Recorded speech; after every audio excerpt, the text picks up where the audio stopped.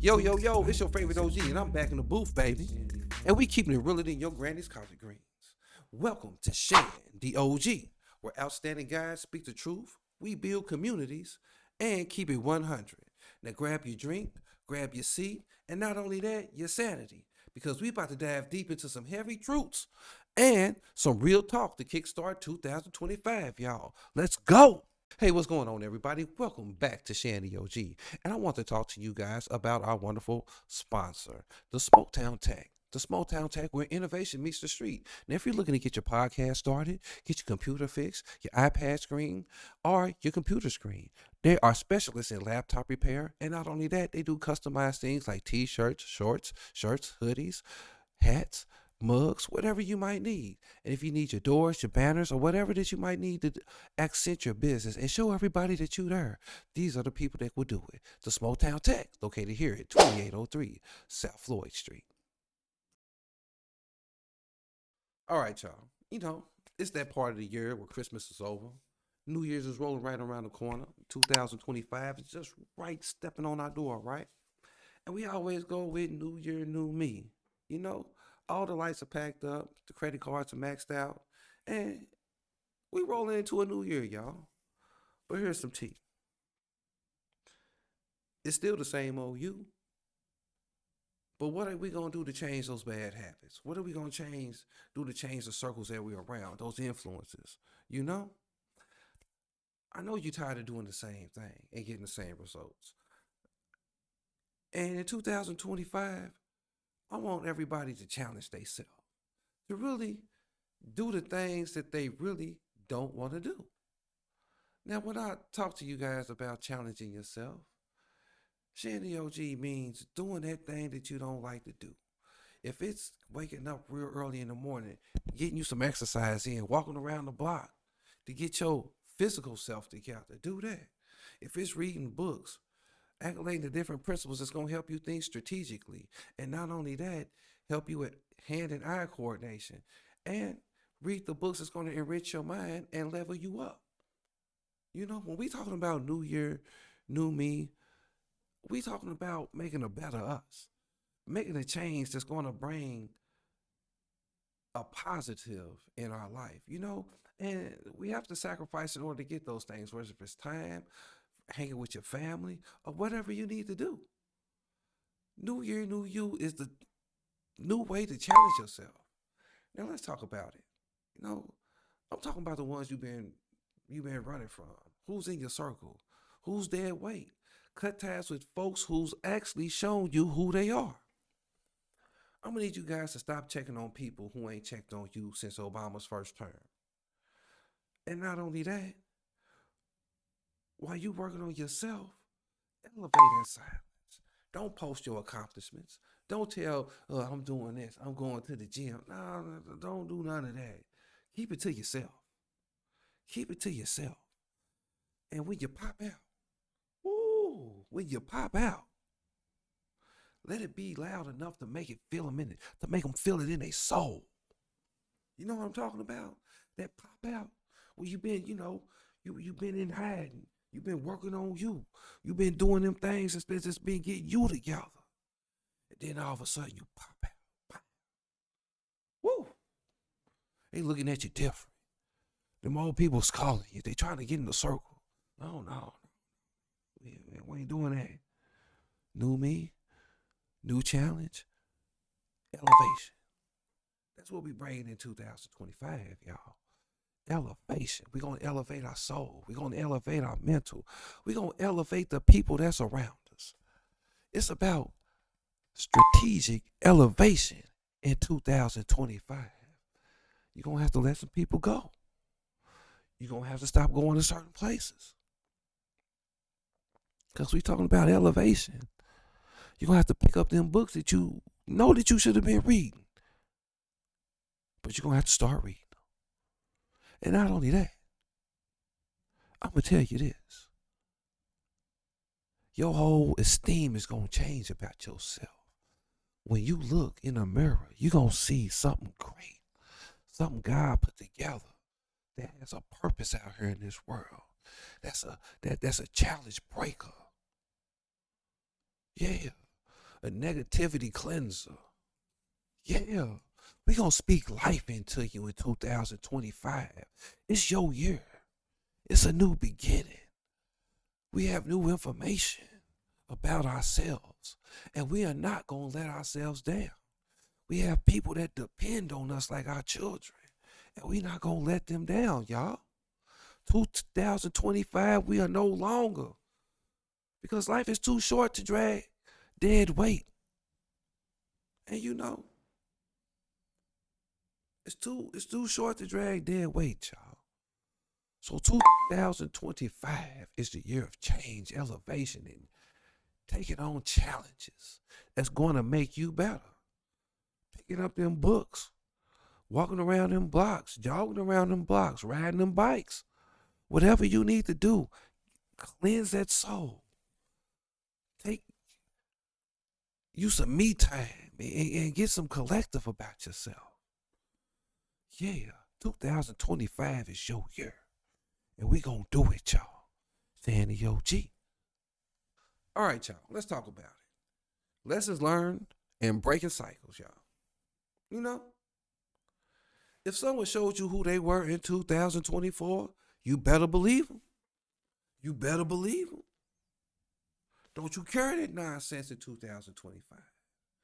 Like I told you earlier, life too short to be dragging dead weight. You know? And people will let you know who they are. And if it's on you to believe them, it's on you. If it's on you to keep them in their life after they done showed you that they a dog, after they done showed you that they a rat, after they done showed you how they do other people and you think they won't do it to you. Bullshit that they won't. Yeah, it's a lie that they won't. You know, we breaking that dead weight. We breaking them cycles that we ain't got to deal with. And I want to talk about another thing. Something that me and my partners was talking about it.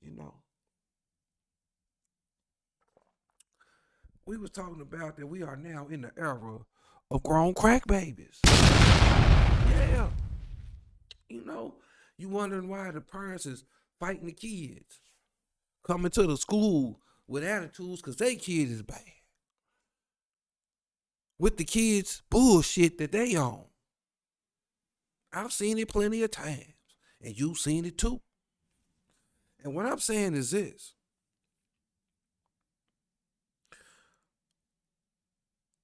We got to stop pumping up that bullshit. We got to stop pumping up that ignorance. We got to stop, man. Because I've seen our culture and our people is like at the bottom of the barrel. When they look at us and they talk, they look at us like the bottom of the barrel. And that bothers me, And I cannot blame us as a whole and as a people because we was tricked. We was tricked. A long time ago, we was tricked by the government. Yeah. We was tricked by the government.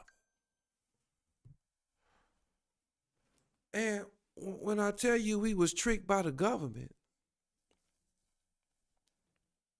our mothers exchanged our fathers for a government check, some food stamps, and some Section 8, y'all.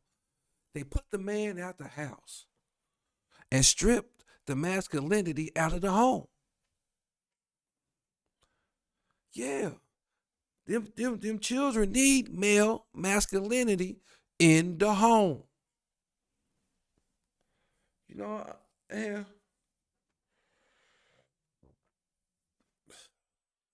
it seems like we was put out. And I understand some men ain't fit to raise children. I understand some men wasn't making the money that you needed them to make. And you could. But if you had his check and your check, that's still something. You wouldn't have to work 2 jobs. While somebody's working, somebody's in that household.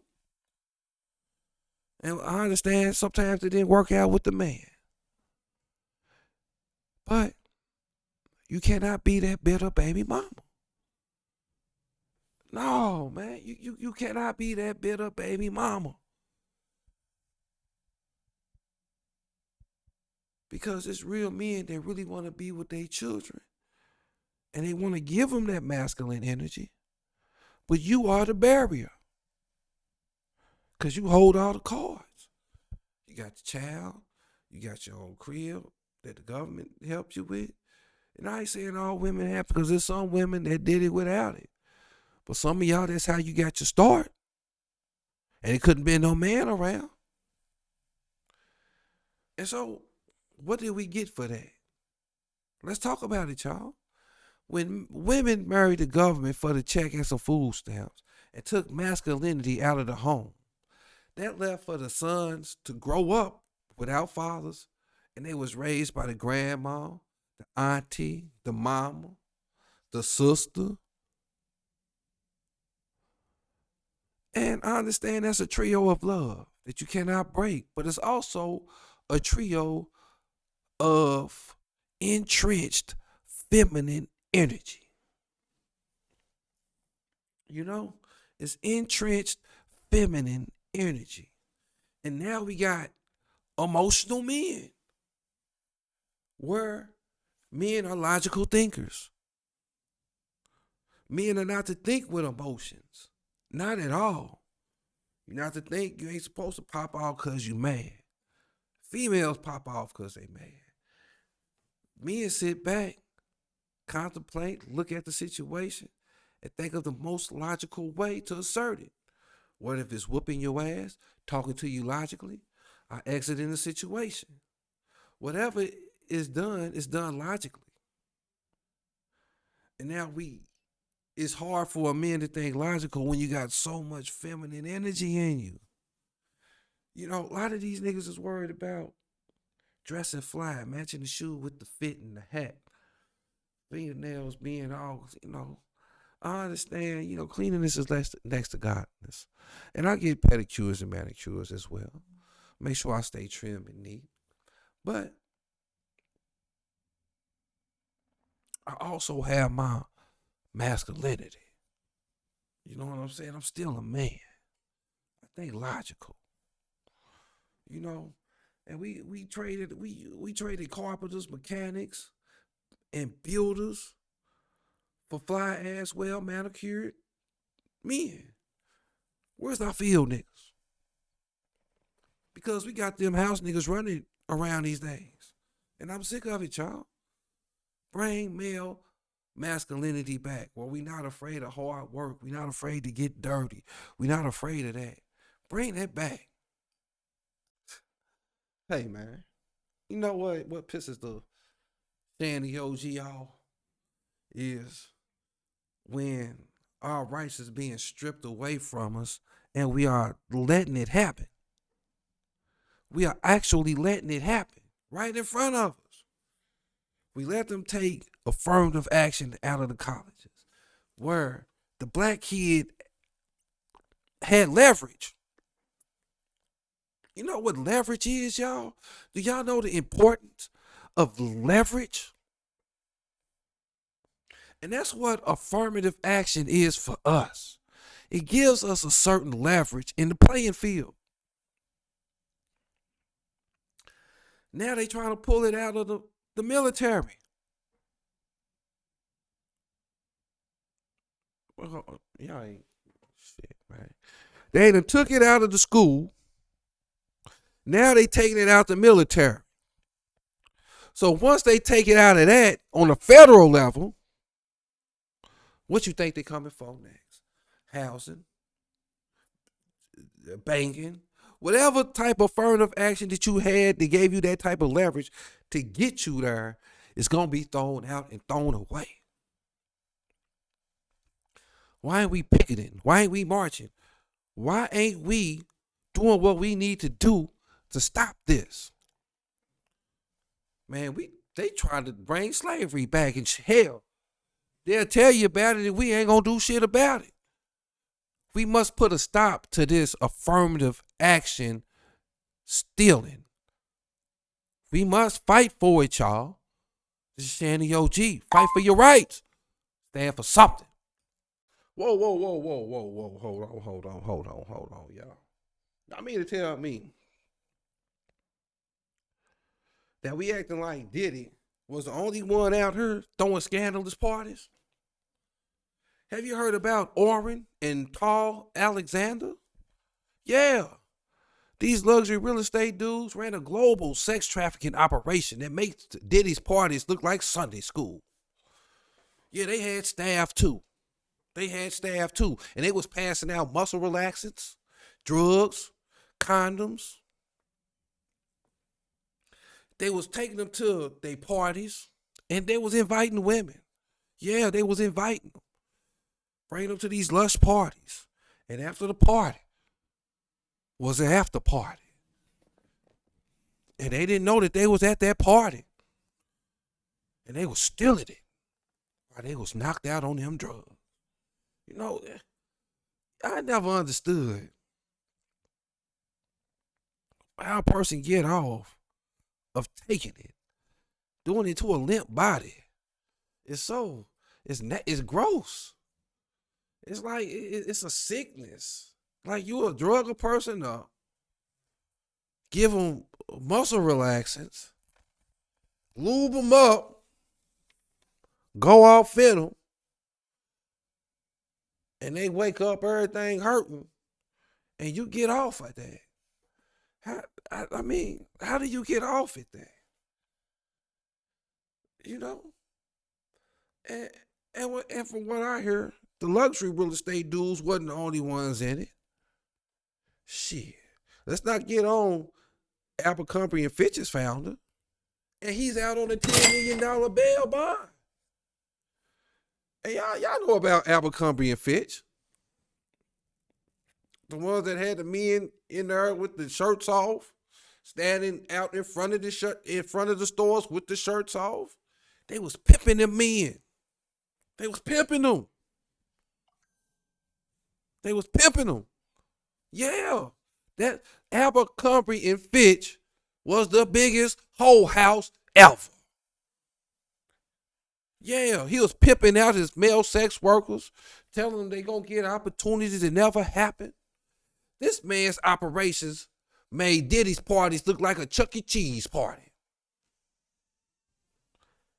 And, you know, I think about things and I wonder about what things that's really been going on and the type of world we living in.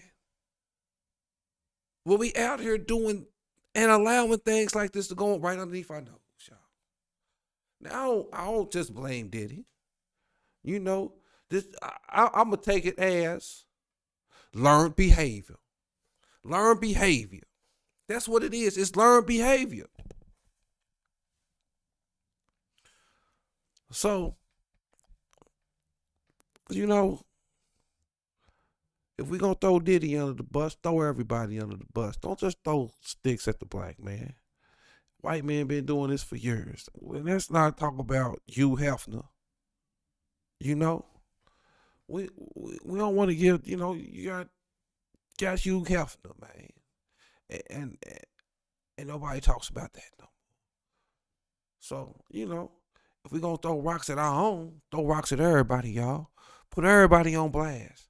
Not just Diddy, even though he was wrong. But hey, let's not stop with him.